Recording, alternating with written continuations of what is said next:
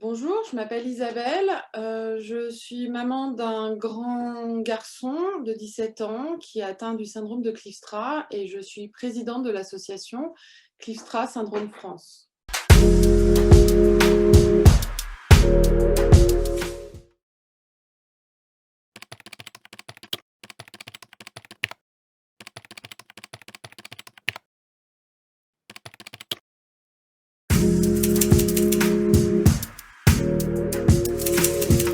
Je ne m'attendais pas à la création de l'association.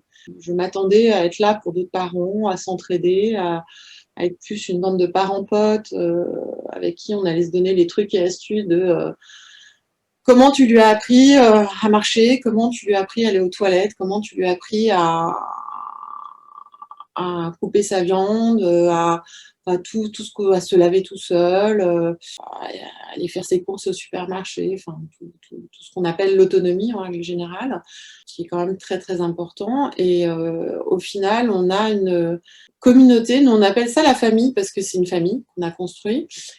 Puisqu'en fait, comme c'est un syndrome génétique, c'est une maladie génétique, on ne va pas la guérir, hein, on ne va pas remettre le petit morceau qui manque de la mutation, en tout cas pas dans un premier temps. Peut-être.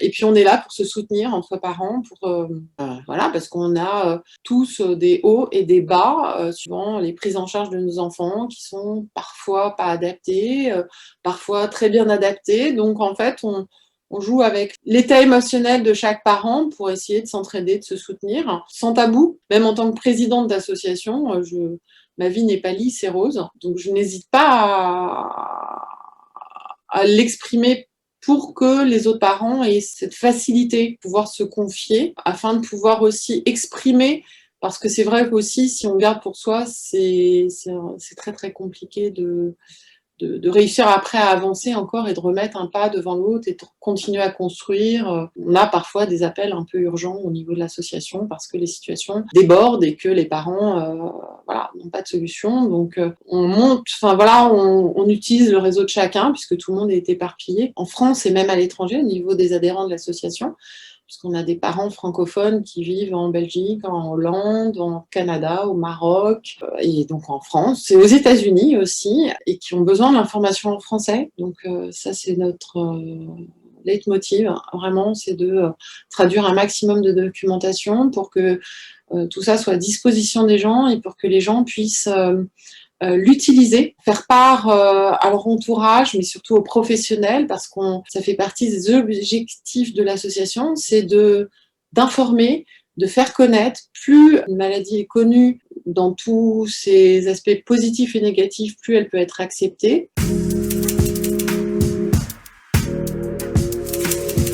L'association est née suite à la première conférence en Angleterre en 2015, où j'ai rencontré le professeur Kleefstra et des parents du monde entier, je dis bien du monde entier, ça allait des États-Unis au Japon, des Anglais, tous les Européens, des Français aussi. Donc j'ai rencontré des gens de mon association d'abord en Angleterre avant de les rencontrer. C'est l'association anglaise en fait avec qui j'ai fortement sympathisé, qui organisait ces premières conférences qui ont été mises en place. Et en fait, il y avait un manque en France sur la communication, parce qu'eux avaient déjà des groupes de parents privés sur Internet pour pouvoir dialoguer, mais beaucoup de parents en France ne parlent pas anglais. Donc il fallait qu'on fasse un truc francophone pour aider les gens, voilà, à récolter des informations, quoi. Donc avec d'autres mamans avec qui on avait sympathisé, donc une virtuellement et l'autre en vrai que j'avais rencontré sur la conférence, on s'est lancé. On commence maintenant à avoir un rythme intéressant.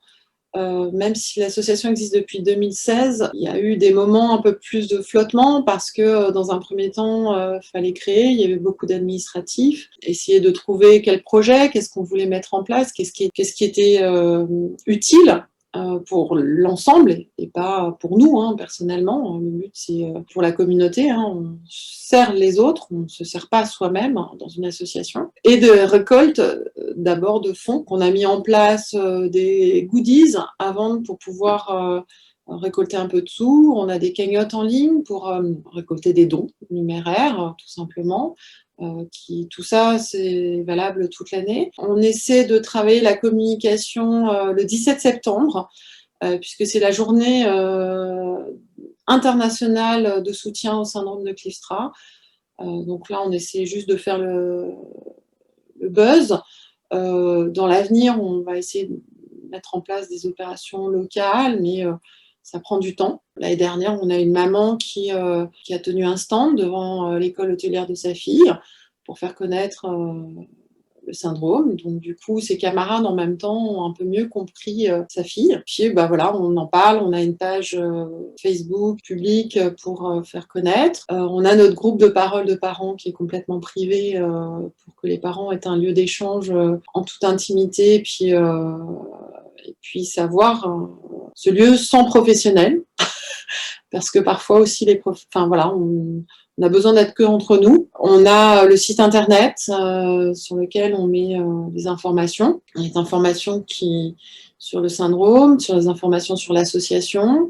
Également, on a 19 portraits d'enfants ou d'adultes atteints par le syndrome qui permettent de voir un peu leur parcours et de quelle manière comme c'est une maladie jeune, tous n'ont pas le même parcours suivant les rencontres dans son parcours de vie, en fait, avant le diagnostic, en errance. Et l'association aussi, il y a une chose qui est très, très importante, c'est qu'on veut rétrocéder tous les aspects négatifs, positifs de nos vies pour éviter que des parents qui ont un diagnostic sur un enfant qui a 1 an, donc, dont la vie commence, aient l'avantage d'avoir tous les conseils des autres parents, tout en gardant leur libre arbitre de choix. Rien n'est imposé. Ça dépend aussi de là où on habite, de ce qu'on peut avoir. Et on a des parents là qui sont en train de déménager des États-Unis à la France. Donc l'association a aidé à expliquer comment intégrer son enfant à l'école à l'arrivée, quelles sont les démarches qu'il faut faire, surtout quelques mois auparavant, de quelle manière, voilà, d'essayer de se mettre en contact. Et l'association fait partie aussi, puisque beaucoup ont des syndromes autistiques, on fait partie du réseau Autistes sans frontières national, qui nous permet aussi d'avoir des informations, de travailler aussi en collaboration, si besoin, avec des associations locales, puisque au niveau d'Autistes sans frontières, à part nous, les associations travaillent sur du local en règle générale, donc ça me permet d'avoir mes relais avec d'autres associations pour pouvoir avoir des informations que moi je ne pourrais pas avoir sur du local très précisément.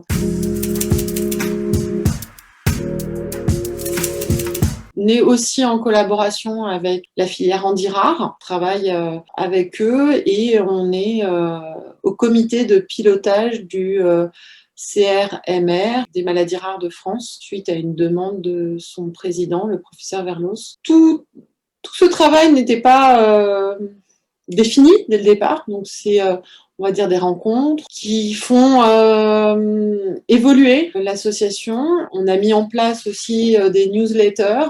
Ils ont une banque de données spécifique avec un code d'accès en ligne pour avoir toute la documentation qu'on met en place de manière autonome, qui puisse aller piocher les traductions, des visios qu'on a fait aussi précédemment, les enregistrements. Donc on a mis en place déjà sur la scolarisation. On a mis une visio sur la curatelle et la tutelle. Et on a d'autres visios qui sont en prévision, vu que des propositions de nos adhérents, parce que ce qui est important, c'est qu'on est 3 membres du CA, très actifs. Sans les adhérents, ça n'existe pas. L'association n'a pas lieu d'être. Et c'est aussi avec leur retour de leurs besoins qu'on sait comment on peut orienter l'association et comment on peut avancer. l'objectif, c'est pas non plus de se prendre tout le temps au sérieux et de pouvoir rigoler parfois quand on fait des visios de papotage entre nous, que les autres parents, on échange, où il n'y a pas de sujet, où c'est comme si on allait se prendre un thé tous ensemble. Ça permet tout simplement de rigoler parfois de bêtises de nos enfants qui ne seraient pas acceptées dans le monde hors handicap.